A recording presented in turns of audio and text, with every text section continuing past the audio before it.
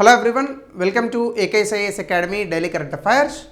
So ముందుగా నేను ఇచ్చినటువంటి క్వశ్చన్లో కనుక మనం చూస్తే, with reference to the constitution consider the following statements. ఇక్కడ no high court has the jurisdiction to declare any central law to be constitutional invalid. So ఇది తప్పే. And amendment to the constitution cannot be called into question by supreme court. ఇది తప్పే. ఇవన్నీ మారిపోయాయి కదా after ఇలాంటి judgements మనకి 1967లో ఒక కేసు వస్తుంది, Golaknath versus state of Punjab. దాని తర్వాత మళ్ళీ మనకి కేశవానంద్ భారతి కేసు 1973, అప్పుడే మారిపోయింది. సో కాబట్టి neither one not is the answer. If you are looking for UPSC admissions, అట్లాగనే group 1 and group 2 both AP and Telangana, మీరు దయచేసి కింద నెంబర్కి కాల్ చేయండి. They will give you all the details. ఇంకా ఈరోజు టాపిక్లో కనుక మనం వెళ్తే, సుప్రీంకోర్టు చాలా ఆశ్చర్యకరంగా కొంచెం అగ్రెసివ్గానే మాట్లాడింది. అంటే సుప్రీంకోర్టు కరెక్ట్గానే మాట్లాడింది. మనం ఎప్పుడు ఇట్లాంటి సుప్రీంకోర్టులో వినం కాబట్టి మనకి అగ్రెసివ్గా అనిపిస్తుంది. అంతే. సుప్రీంకోర్టు అడిగినటువంటి ప్రశ్న ఏంటంటే, do we give them a red carpet welcome. అంటే కొంతమంది, మీ అందరికీ తెలుసు రోహింగ్యా క్రైసిస్ గురించి, నేను అఫ్కోర్స్ ఎక్స్ప్లెయిన్ చేస్తాను ఇప్పుడు. రోహింగ్యా క్రైసిస్ అంటే ఏంటంటే, మయన్మార్ అనేటటువంటి దేశం ఉంది. గతంలో మనం బర్మా అని పిలిచేవాళ్ళం. ఈ దేశంలో రెండు గ్రూపులు ఉంటాయి. ఒకటి రోహింగ్యాస్ అని అంటాం, వీళ్ళు ముస్లిం మతానికి చెందినటువంటి వ్యక్తులు. మరొకరు రఖైన్స్ అని అంటారు, వీళ్ళు బౌద్ధ మతానికి చెందినటువంటి వ్యక్తులు. వీళ్ళిద్దరి మధ్య ఎన్నో సంవత్సరాల నుంచి దెబ్బలాట జరుగుతుంది. ప్రభుత్వం వీళ్ళది, రఖైన్ బుద్ధిస్టులది, బౌద్ధులది ప్రభుత్వం. సో వీళ్ళు రోహింగ్యాలను ఇబ్బంది పెట్టడం, కాల్పులు జరపడం, వాళ్ళ మీద కేసులు పెట్టడం, పోలీసులు అరెస్ట్ చేయడం, ఇట్లా ఏవో ఒకటి చేయడంలో ఈ రోహింగ్యాలు మయన్మార్ నుంచి వలస వచ్చి వేరే దేశాల్లో స్థిరపడడం ప్రారంభించారు. ఎక్కువగా ఈ రోహింగ్యాలు స్థిరపడుతున్నటువంటి దేశాలు ఒకటి బంగ్లాదేశ్, రెండు భారతదేశం. భారతదేశంలోకి కొంతమంది ఇల్లీగల్గా, అంటే చట్ట వ్యతిరేకంగా వచ్చి ఇక్కడ వాళ్ళు ఉంటున్నారు. ఇలాంటి వాళ్ళను ఐడెంటిఫై చేసిన ప్రభుత్వం వీళ్ళని వాళ్ళ దేశానికి వెనక్కి పంపింది. కొంతమంది కేసు వేశారు సుప్రీంకోర్టులో. ఏమని వేశారు ఒకసారి చూద్దాం. సో కొంతమంది సుప్రీంకోర్టులో కేస్ పబ్లిక్ ఇంట్రెస్ట్ లిటిగేషన్ వేశారు. ఆ పబ్లిక్ ఇంట్రెస్ట్ లిటిగేషన్ ఏంటంటే, సమ్ రోహింగ్యా పర్సన్స్, కొంతమంది రోహింగ్యా వ్యక్తుల్ని కస్టోడియల్గా డిజపియర్ చేశారు. అంటే వాళ్ళని అరెస్ట్ చేసిన తర్వాత డిజపియర్ చేశారు. వాళ్ళని ఇల్లీగల్గా డిపోర్ట్ చేశారు. అంటే ఇల్లీగల్గా, చట్ట వ్యతిరేకంగా వాళ్ళ దేశానికి వెనక్కి పంపించారు. ఈ డిపోర్టేషన్ జరగాలి అంటే ఇది ఒక లాఫుల్ ప్రొసీజర్ ఫాలో అవ్వాలి. వాళ్ళకి షోకాజ్ నోటీసులు ఇవ్వాలి, వాళ్ళని ప్రాపర్ ప్రాసెస్లో భాగంగా మాత్రమే వెనక్కి పంపించాలి. సో ఇది కొంతమంది వేసినటువంటి పబ్లిక్ ఇంట్రెస్ట్ లిటిగేషన్. దీన్ని సుప్రీంకోర్టు ధర్మాసనం విచారించింది. సూర్యకాంత్, సిజేఐ ఆఫ్ ఇండియా, నూతనంగా ఏర్పడినటువంటి సిజేఐ, నియామకమైనటువంటి సిజేఐ, ఈయన కూడా ఆ కేసులో ఉన్నారు. సిజేఐ ఏం చెప్పిందంటే, వాళ్ళు భారతదేశంలోకి చట్టబద్ధంగా వచ్చారా, చట్ట వ్యతిరేకంగా వచ్చారా? సార్, చట్ట వ్యతిరేకంగా వచ్చారు. అంటే ఎలా వచ్చారు? మన బోర్డర్ని దాటి వచ్చారు. ఇంకా ఎలా వచ్చారు? కింద సొరంగాలు తవ్వుకొని భారతదేశంలోకి వచ్చారు. ఇప్పుడు ఇలాంటి వ్యక్తులకి కూడా మన దేశంలో చట్టరీత్యా హక్కుల్ని కల్పించాలా? అంటే వాళ్ళందరికీ ఫుడ్ పెట్టి, వాళ్ళకి షెల్టర్ ఇచ్చి, వాళ్ళ పిల్లల్ని జాగ్రత్తగా చూసుకొని, అరే బాబు మీరు ఎందుకు వచ్చారు అని ప్రశ్నించి, అప్పుడు వీళ్ళని చట్టరీత్యా వెనక్కి పంపించాలని మీరు అడుగుతున్నారా అని పిటిషనర్నే క్వశ్చన్ చేసింది సుప్రీంకోర్టు. సో దీని మీద మీ అభిప్రాయాన్ని తెలపండి. అలా క్వశ్చన్ చేయడం కరెక్టా కాదా? అలాగనే వాళ్ళకి రెడ్ కార్పెట్ వేయాలా? అంటే వాళ్ళందరికీ ఒక రెడ్ కార్పెట్ వేసి వాళ్ళని ఆహ్వానించాలా? సో అసలు ఫుల్ లీగల్ ప్రొటెక్షన్. అసలు వీళ్ళు రెఫ్యూజీసే కాదు. ఎందుకంటే రెఫ్యూజీ అనేటటువంటి పదానికి లీగల్గా ఒక డెఫినేషన్ ఉంది. సో అలాంటి రెఫ్యూజీస్ కానటువంటి వ్యక్తులకి మనం చట్టరీత్యా ఉన్నటువంటి నియమ నిబంధనలు ఎందుకు పాటించాలి అని సుప్రీంకోర్టు అడిగింది. సో అయితే ఈ మొత్తం ఇష్యూస్లో అసలు మీకు అర్థం కావాలి అంటే, అసలు ముందుగా రోహింగ్యా క్రైసిస్ అంటే ఏంటో మనం చూడాలి. రోహింగ్యా క్రైసిస్ అని చూసే ముందు మనం ఒకసారి మ్యాప్ చూద్దాం. ఇగో ఇది బంగ్లాదేశ్, ఇది భారతదేశం, ఇది మయన్మార్. ఈ మయన్మార్లో బే ఆఫ్ బెంగాల్కి చాలా దగ్గరగా ఉన్నటువంటి ఈ ఎర్రగా ఉన్న ప్రాంతం రోహింగ్యా, రఖైన్ ప్రొవిన్స్. సో ఇది రఖైన్ ప్రొవిన్స్, ఇది రోహింగ్యా ప్రొవిన్స్. ఇక్కడ రోహింగ్యా ప్రొవిన్స్ అని ఏం లేదు, ఇందులో ఎక్కువగా రోహింగ్యాస్ ఉంటూ ఉంటారు. సో ఇక్కడ ఏం జరుగుతుందంటే, చాలామంది ఇక్కడ ఉన్నటువంటి వ్యక్తుల్నే వీళ్ళు ఇబ్బంది పెడుతున్నారు. దానివల్ల వీళ్ళు రోడ్డు మార్గం ద్వారా భారతదేశంలో ఉన్న మణిపూర్కి, లేదా త్రిపురకి, లేదా బంగ్లాదేశ్కి, లేదా పశ్చిమ బెంగాల్కి, లేదా పడవల ద్వారా థాయిలాండ్కి, మలేషియాకి, అండమాన్ నికోబార్ ఐలాండ్స్కి పారిపోతున్నారు. లేదా పారిపోతున్నారు అని అనకూడదు, వలస వెళ్తున్నారు అనాలి. సో ఇలా వలస వెళ్తున్నటువంటి వ్యక్తులు ఎవరైతే ఉన్నారో వీళ్ళని ఇప్పుడు ఆపుతున్నారు. సో ఈ రోహింగ్యా అనేటటువంటి కమ్యూనిటీ చాలా దశాబ్దాలుగా హింసకి గురవుతున్నారు. ముఖ్యంగా మయన్మార్లో ఈ రోహింగ్యాలు కనిపిస్తే వీళ్ళని చంపడం ప్రారంభించింది ఒక గ్రూప్. సో వీళ్ళని అఫీషియల్గా అసలు ఒక ఎథ్నిక్ గ్రూప్గానే రికగ్నైజ్ చేయలేదు. వీళ్ళని అసలు సిటిజన్షిప్ కూడా ఇవ్వరు వీళ్ళకి. సో 1982 నుంచి సిటిజన్షిప్ లాలో అసలు రోహింగ్యా అనేటటువంటి వ్యక్తులకు సిటిజన్షిప్ పౌరసత్వమే ఇవ్వకూడదని చెప్పుకోంది మయన్మార్. సో వీళ్ళు ప్రపంచంలోనే దేశం అనేటటువంటిది లేని వ్యక్తులుగా, అంటే ఒక దేశం వీళ్ళని హక్కున చేర్చుకోకుండా దేశం లేని వ్యక్తులుగా బ్రతుకుతున్నది వీళ్ళు. ఎక్కువ ఉన్నటువంటి వాళ్ళలో నెంబర్ వీళ్ళదే ఎక్కువ. సో 1990 నుంచి కూడా ఈ రోహింగ్యాలు మయన్మార్ నుంచి వలస వచ్చి చాలా ప్రాంతాలకు వెళ్ళిపోతున్నారు. ఆ వెళ్ళిన ప్రతి చోట కూడా వీళ్ళ మీద వైలెన్స్ జరుగుతుంది అనేటటువంటిది ఇక్కడ అంశం. వీళ్ళు ఆగస్టు 2017 ఈ సమయం నుంచి కూడా ఈ రఖైన్ స్టేట్ ఏదైతే ఉందో అక్కడ బాగా వైలెన్స్ ఎక్కువైపోయి ఈ రోహింగ్యాస్ అక్కడి నుంచి వచ్చేస్తున్నారు. దాదాపుగా 7 లక్షల మంది మయన్మార్ వదిలి వెళ్ళిపోయారని, అప్పటి నుండి కూడా అనేక దేశాల్లో ఆడవాళ్ళు, పిల్లలు ఇలా చాలామంది పక్కనున్నటువంటి బంగ్లాదేశ్, భారత్, థాయిలాండ్ ఇలాంటి దేశాలకు వలస వెళ్తున్నారని రిపోర్ట్స్ ఉన్నాయి. సో ఇది క్లుప్తంగా రోహింగ్యా క్రైసిస్ గురించి మనం తెలుసుకోవాల్సిన అంశం. అయితే ఫస్ట్ ఆఫ్ ఆల్ ఇక్కడ మనం ఒక అంశం ఏం చూడాలంటే, మనకి యునైటెడ్ నేషన్స్లో రెఫ్యూజీ కన్వెన్షన్ అని 1951లో ఒక కన్వెన్షన్ వచ్చింది. ఇది రావడానికి గల కారణం ఏంటంటే 1947 మీ అందరికీ తెలుసు రెండవ ప్రపంచ యుద్ధం 1945లో ఎండ్ అయింది. దాని తాలూకా వాసనలు 47 వరకు కూడా వచ్చాయి. దాదాపుగా ప్రపంచ దేశాల్లో దాదాపుగా స్వతంత్రం వచ్చినటువంటి దేశాలన్నీ కూడా 1945, 46, 47, 48 ఈ ప్రాంతాల్లోనే.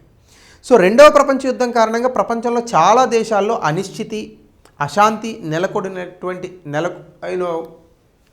వచ్చినటువంటి సందర్భంలో చాలా దేశాల్లో ఉన్నటువంటి వ్యక్తులు వేరే దేశాలకు వలస వెళ్ళడం అనేటటువంటిది ప్రారంభమైంది. అయితే కొన్ని దేశాలు ఈ వలస వస్తున్నటువంటి వ్యక్తుల్ని తిరస్కరించాయి. ఈ తిరస్కరించినటువంటి క్రమంలో ఐక్యరాజ్య సమితిలో ఒక కన్వెన్షన్ తీసుకొచ్చారు, అంటే ఒక ఒప్పందం.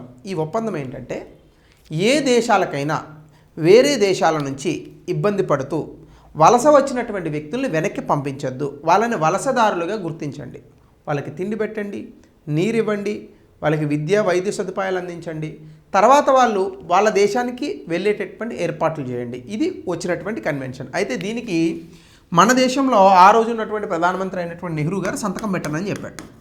ఎందుకు పెట్టనని చెప్పాడంటే 1947 స్వతంత్రం వచ్చిన తర్వాత భారత్ పాకిస్తాన్ మధ్య అనేక ఇబ్బందికరమైనటువంటి పరిస్థితులు వచ్చాయి.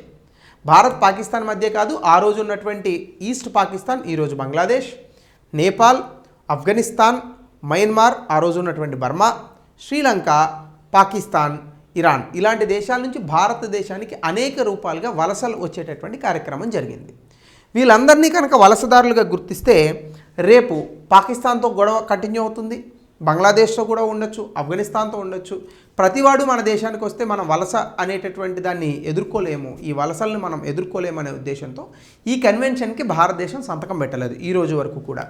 సో అందులో కనుక మనం ఒకసారి రీజన్స్ చూస్తే, మొట్టమొదటిగా అసలు ఎందుకు సంతకం పెట్టలేదని చూస్తే issue with the definition of refugee. అంటే రెఫ్యూజీ అనేదాన్ని వాళ్ళు ఎలా చెప్పారు, people deprived of civil and political rights, not economic rights. అంటే ఆర్థికపరమైనటువంటి హక్కులు కాదు, రాజకీయ అలాగనే సివిల్ రైట్స్, ఈ హక్కుల్ని ఎవరైతే కోల్పోతారో వాళ్ళని రెఫ్యూజీగా గుర్తించాలన్నారు. మన చుట్టూ ఉన్న దేశాలు అందరూ ఇవే కోల్పోయారు. వాళ్ళందరినీ తీసుకొచ్చుకొని పెట్టుకుంటే మన దేశమే జనాభా ఎక్కువ వస్తున్నాం. ఇంకా వేరే వాళ్ళకి మనం ప్లేస్ ఇచ్చేటటువంటి కెపాసిటీ ఉన్నదా మనకి? ఒకటి. రెండు, ఎకనామిక్ డిప్రైవేషన్ అనేటటువంటిది కనుక ఇంక్లూడ్ చేస్తే ఇది నెంబర్ ఆఫ్ పీపుల్ అనేటటువంటి దాన్ని ఇంకా విపరీతంగా పెంచుతుంది. సో ఎక్కువ అభివృద్ధి చెందిన దేశాల మీద దీని యొక్క ప్రెషర్ పడుతుందని వాళ్ళు ఏం చేశారు, అభివృద్ధి చెందిన దేశాలు సివిల్ అండ్ పొలిటికల్ రైట్స్ అని మాత్రమే చెప్పారు, ఎకనామిక్ రైట్స్ వద్దన్నారు. అంటే వాళ్ళని వాళ్ళు కాపాడుకుంటారు, పక్క దేశాలు ఎట్లా పోయినా పర్వాలేదు వాళ్ళకి.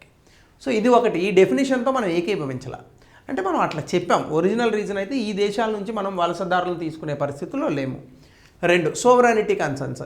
ఇంటర్నేషనల్ అగ్రిమెంట్స్లో కనుక మనం సైన్ చేస్తే ఏమవుతుందంటే ఇది భారతదేశ సార్వభౌమాధికారము, ఏ దేశ సార్వభౌమాధికారం మీద అయినా కొంత ఇబ్బంది పడుతుంది. దీనివల్ల మనం నిర్ణయాధికారాల మీద కొంత ఇబ్బంది కలగచ్చు. కాబట్టి ఈ కన్వెన్షన్ బయట ఉంటే ఏమవుతుంది, భారతదేశానికి పూర్తి స్థాయి ఆటానమీ అనేటటువంటిది ఉంటుంది. కావాలనుకుంటే మనం రెఫ్యూజల్ తీసుకుంటాం, లేదనుకుంటే వద్దు. ఇది రెండవ కారణం. మూడోది లిమిటెడ్ రీసోర్సెస్. అప్పటికే భారతదేశం బాగా ఎక్కువగా జనాభా ఉండి అభివృద్ధి చెందుతున్న దేశం, మనకే బోలని సవాళ్ళు ఉన్నాయి. ఈ సందర్భంలో వలసదారులు వస్తే వాళ్ళకి తిండి, నిద్ర, నీరు, అలాగే వాళ్ళకి వైద్య సదుపాయాలు, వాళ్ళకి కొంత ప్లేస్ ఇవ్వడము, ఇవన్నీ మనం ఎక్కడ చేస్తాం. సో ఆ కారణం చేత మనం ఏమనుకున్నామంటే ఇవన్నీ మనం చేయలేము. అలాగే ఈ కన్వెన్షన్లో మనం కనుక సైన్ చేస్తే ఖచ్చితంగా చట్టపరంగా ఫినాన్షియల్గా మన మీద కొన్ని ఆబ్లిగేషన్స్ ఉంటాయి. ఇవన్నీ ఆల్రెడీ ఇబ్బంది పడుతున్నటువంటి భారతదేశ వనరుల మీద ఇంకా ఎక్కువ ప్రభావం చూపే అవకాశం ఉందని మనం సంతకం పెట్టాలి. అలాగే regional dynamics and security risk అంటే ఏంటి, భారతదేశం పక్కన ఉన్నటువంటి దేశాలు చారిత్రాత్మకంగా చాలా యుద్ధాలు జరిగాయి, ఎథ్నికల్ కన్ఫ్లిక్ట్స్ జరిగాయి, మిలిటరీ రూల్స్ కూడా జరిగాయి. కాబట్టి భారతదేశానికి పక్కన ఉన్నటువంటి దేశాలతో చాలా ఇబ్బందికరమైనటువంటి సరిహద్దు వివాదాలు కానీ సరిహద్దులు కానీ ఉన్నాయి. భారతదేశంతో సరిహద్దులు చాలా దేశాలకు ఉన్నాయి. ఈ కారణం చేత ఏమవుతోంది, ఆల్రెడీ భారతదేశానికి పూర్వపు అనుభవం ఉంది ఈ దేశం నుంచి వచ్చి స్థిరపడడం అనేది. సో అలా స్థిరపడిన వాళ్ళే కదా ఇప్పుడు ఇక్కడ మొఘలులైనా ఇంకొకరైనా ఆర్యులైనా ఈ భారతదేశానికి వేరొక దేశాల నుంచి వచ్చి స్థిరపడినటువంటి వ్యక్తులే. భారతదేశంలో ఉన్న వాళ్ళు కేవలం సౌత్ ఇండియాలో ఉన్నటువంటి వ్యక్తులే తప్ప ఒరిజినల్గా నార్త్ ఇండియా అంతా వ్యాపించినటువంటి వ్యక్తులు వేరే ప్రాంతాల నుంచి వచ్చినటువంటి వ్యక్తులే. కాబట్టి ఈ ప్రాబ్లం ఆల్రెడీ ఉంది. సో మళ్ళా పాకిస్తాన్, శ్రీలంక, బంగ్లాదేశ్, టిబెట్ ఈ దేశాలతో మళ్ళీ ఈ వలసదారులను తెచ్చుకునే తలకాయ నొప్పి మనకెందుకు అని మనం సంతకం పెట్టలేదు. అలాగనే అంతర్జాతీయంగా ఒక లీగల్ ఆబ్లిగేషన్ మన మీద పెట్టుకుంటే అది చాలా ఇబ్బందులకు గురి చేస్తుంది అనేటటువంటి క్రమంలో మనం ఈ యొక్క అగ్రిమెంట్కి సైన్ చేయలేదు. అయితే ఇండియా ఇంటర్నేషనల్ ప్రిన్సిపల్స్ అంతర్జాతీయ సూత్రాలకు లోబడి మాత్రం ఉంటుంది. అంటే 1951 ఒప్పందానికి మనం సైన్ చేయకపోయినా కూడా అంతర్జాతీయంగా ఎవరెవరు ఏ చట్టాలను ఫాలో అవుతారో మనము అదే చేస్తుంటాం. అంటే ఏంటి, ఎవరైనా కనుక మన దేశానికి కనుక వలస వస్తే వాళ్ళ దేశంలో వాళ్ళకి కనుక ప్రాణహాని ఉంటే అలాంటి వాళ్ళని మనం వెనక్కి పంపం. సో అది ఆల్రెడీ ఇప్పటివరకు ఫాలో అయ్యి వచ్చాం. అలాగే హ్యుమానిటేరియన్ ప్రొటెక్షన్ అంటే మనం మానవతా దృక్పథంతో అంటే మానవతా విలువలతో ఎవరిని కూడా చంపేటటువంటి ప్రయత్నం చేయం. అందుకే మనం టిబెటన్లు కానీ శ్రీలంక వాళ్ళని కానీ ఆఫ్ఘనిస్తాన్ వాళ్ళని కానీ మన దేశంలో ఉంచుకున్నాం. సో ఇలా మనం కొన్ని సూత్రాలను అయితే ఫాలో అవుతున్నాం కానీ పూర్తి స్థాయి రెఫ్యూజీ కన్వెన్షన్ మాత్రం మనం ఫాలో అవ్వట్లా. దీనికి సంబంధించి మనం చట్టాలు చూస్తే మనం ఫారినర్స్ని ఎట్లా ట్రీట్ చేస్తాం. ఇండియాకి సెపరేట్గా రెఫ్యూజీ లా అనేది లేదు. ఒకటి సెక్షన్ 3 సెంట్రల్ గవర్నమెంట్ ఒక పవర్ ఏంటంటే ఇల్లీగల్ ఫారిన్ నేషన్స్ విదేశాల నుంచి వచ్చినటువంటి చట్ట వ్యతిరేక వ్యక్తులకు ఈ ఫారినర్స్ యాక్ట్ 1946 సెక్షన్ 3 ప్రకారం వాళ్ళని వెనక్కి పంపించవచ్చు. ఈ యాక్టే మనకున్నటువంటి ప్రాథమిక చట్టం అన్నమాట, అందరూ విదేశీయులతో డీల్ చేసేది. అలాగే పాస్పోర్ట్ ఇండియాలోకి రావాలంటే ఆబ్వియస్గా సెక్షన్ 5 పాస్పోర్ట్ యాక్ట్ ప్రకారం మనకి అథారిటీస్ ఇల్లీగల్ ఫారినర్స్ని బై ఫోర్స్ మనం తీసేయచ్చు. అలాగే 258 క్లాజ్ 1 ఆఫ్ ద కాన్స్టిట్యూషన్లో సెంటర్ ఈ యొక్క అధికారాన్ని రాష్ట్ర ప్రభుత్వాలకు కూడా అమలు చేయడానికి ఇవ్వచ్చు.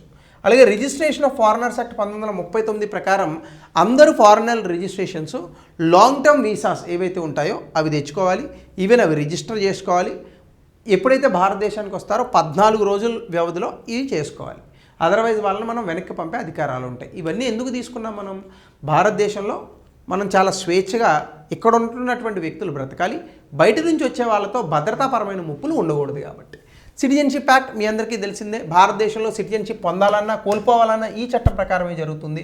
మనం registration, naturalisation, renunciation, termination, deprivation ఇవన్నీ కూడా మనకి సిటిజన్షిప్లో ఆర్టికల్ 5 నుంచి 11 ఆర్టికల్స్ వరకు మనకి రాజ్యాంగంలో ఉన్నాయి. 2019లో దీన్ని అమెండ్ చేశారు. హిందువులు, క్రిస్టియన్లు, జైన్లు, పార్సీలు, సిక్కులు, బుద్ధిస్టులు అంటే ముస్లింలు తప్ప మిగతా మతాలకు చెందినటువంటి వ్యక్తులు ఆఫ్ఘనిస్తాన్, పాకిస్తాన్, బంగ్లాదేశ్ నుంచి కనుక వస్తే వాళ్ళని మనం రెఫ్యూజీస్గా కూడా మనం స్వీకరించాం. ఎందుకు ముస్లిమ్స్గా మనం తీసుకోలేదు అనేటటువంటిది పెద్ద డిబేట్ జరిగింది. దానికి కేంద్ర ప్రభుత్వం ఇచ్చిన సమాధానం, ఆ దేశంలో ఎక్కువగా ఉన్నది ముస్లింలే కదా, వాళ్ళని ఎందుకు మనం తెచ్చుకుంటాం, వేరే మతాలకు చెందిన వాళ్ళని చంపేస్తున్నారు కాబట్టి తెచ్చుకుంటున్నామని సమాధానం చెప్పింది. సో దీని మీద కూడా మీ యొక్క అభిప్రాయాన్ని చెప్పండి. అట్లాగనే standard operating procedure for refugees ఏంటంటే మనం బేసికల్గా ఎవరైతే రెఫ్యూజీస్ అని చెప్తున్నామో ముందుగా మనం వాళ్ళని గుర్తిస్తూ ఉంటాం, వాళ్ళకి హ్యుమానిటేరియన్ ట్రీట్మెంట్ ఇస్తాం, కానీ వాళ్ళని లీగల్ ప్రొసీజర్ ద్వారానే వెనక్కి పంపుతూ ఉంటాం. కొన్నిసార్లు ప్రభుత్వం చెప్పకుండానే కూడా పంపిస్తూ ఉంటుంది. అయితే దీని మీద పిల్లును మాత్రం ఇప్పుడు సుప్రీంకోర్టు పెద్దగా స్వీకరించలేదు. సో దీనికి సంబంధించి గతంలో ఇచ్చినటువంటి ప్రశ్న, దయచేసి సమాధానాన్ని తెలపండి. How does illegal migration pose a threat to India security, discuss the strategies to curb this, factors give the importance to such migration. 200 పదాల్లో రాయండి.